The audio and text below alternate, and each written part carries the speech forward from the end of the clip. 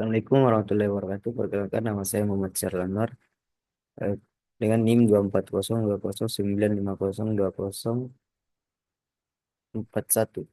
dari kelas PTKG. Di sini saya akan mempresentasikan hasil eh, tugas individu sistem operasi.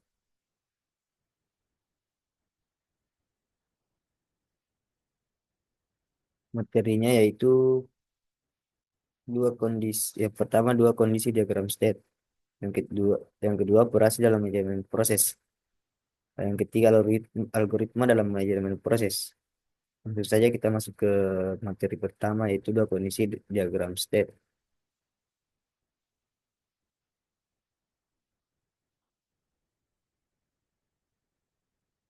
Untuk dua kondisi diagram state yang pertama itu new atau baru.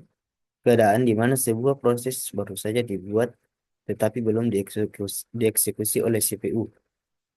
Proses ini sedang menunggu untuk dimasukkan ke dalam antrian. Setelah sistem operasi mengalokasikan sumber daya yang diperlukan, proses akan berpindah ke ready state.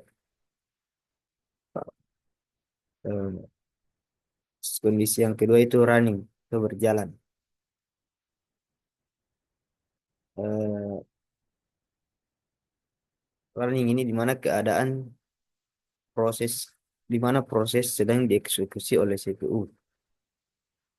Proses ini dipilih oleh CPU dari antrian ready dan sedang dijalankan. Jika prosesnya sudah selesai, maka akan berpindah ke terminated atau selesai. Jika proses perlu menunggu sumber daya seperti input atau output, maka akan berpindah ke waiting atau menunggu. Dan yang materi kedua yaitu operasi dalam manajemen proses. Yang pertama, fork. Fork merupakan operasi untuk membuat sebuah proses baru yang merupakan salinan dari proses induk, seperti anak yang baru dibuat dapat menjalankan instruksi berbeda dari proses induk setelah fork. Operasi ini digunakan untuk menciptakan proses paralel. Dan yang kedua, exec. Operasi ini digunakan untuk menggantikan program yang sedang berjalan dengan program baru, biasanya digunakan setelah operasi fork, di mana proses menggantikan dirinya dengan program yang baru, misalnya menjalankan aplikasi lain. Yang ketiga, wait. Wait ini di, dilakukan proses operasi ini dilakukan oleh suatu proses untuk menunggu proses lain selesai. Contoh, proses akan melakukan operasi wait untuk menunggu proses induk selesai eksekusinya. Proses akan menunggu sampai proses lain, misalnya proses induk atau proses lain yang bergantung pada data.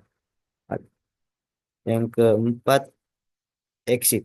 Operasi ini digunakan oleh salah satu proses untuk mengakhiri eksekusinya. Ketika proses selesai melakukan tugasnya, operasi exit akan mengakhiri proses tersebut dan membebaskan semua sumber daya yang digunakan.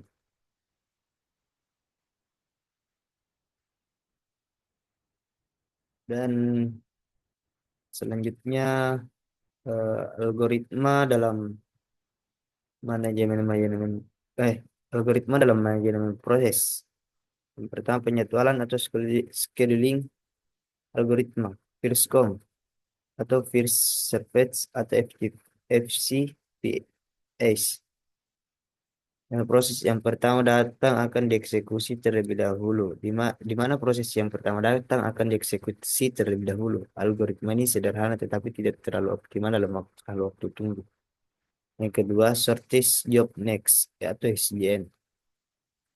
Proses dengan waktu eksekusi paling pendek diprioritaskan untuk dieksekusi lebih dulu.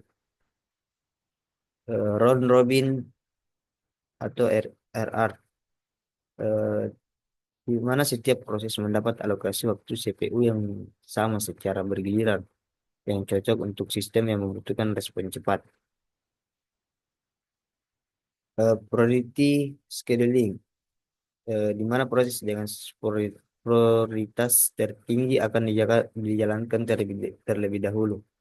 Dan algoritma yang kedua, algoritma inventaris, eh, economic order quantity atau AUQ, eh, di mana digunakan untuk menentukan jumlah pesanan optimal yang harus dilakukan untuk memindahkan dan minimalkan biaya pemesanan dan penyimpanan. Dan use in time ini menekankan inventaris ke level minimum dengan cara memesan bahan baku hanya saat dibutuhkan dalam produksi. Yang ketiga, algoritma optimasi proses, yaitu linear programming. Linear programming digunakan untuk mencari solusi optimal dalam masalah yang melibatkan pemilihan variabel dalam batasan tertentu. Contoh untuk memaksimalkan keuntungan atau meminimalkan biaya. Ada juga simulasi Monte Carlo. Teknik ini digunakan untuk memodelkan proses yang melibatkan ketidakpastian dan menganalisis berbagai kemungkinan hasil dalam manajemen proses. Dan yang keempat, algoritma proses data dan analisis. Itu sebagai berikut, ada data mining dan machine learning.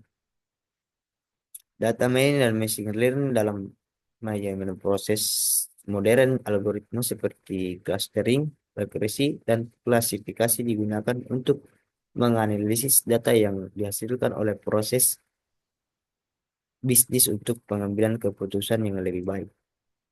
Ada juga eh, algoritma pemrosesan transaksi, di mana memastikan transaksi yang terjadi dalam proses operasional berjalan dengan lancar seperti dalam sistem ERP atau Enterprise Resource Planning. Dan yang terakhir, algoritma pengelolaan sumber daya atau yaitu critical path method, digunakan untuk merancang dan mengelola proyek dengan tujuan menentukan urutan kegiatan yang paling penting untuk menyelesaikan tepat waktu.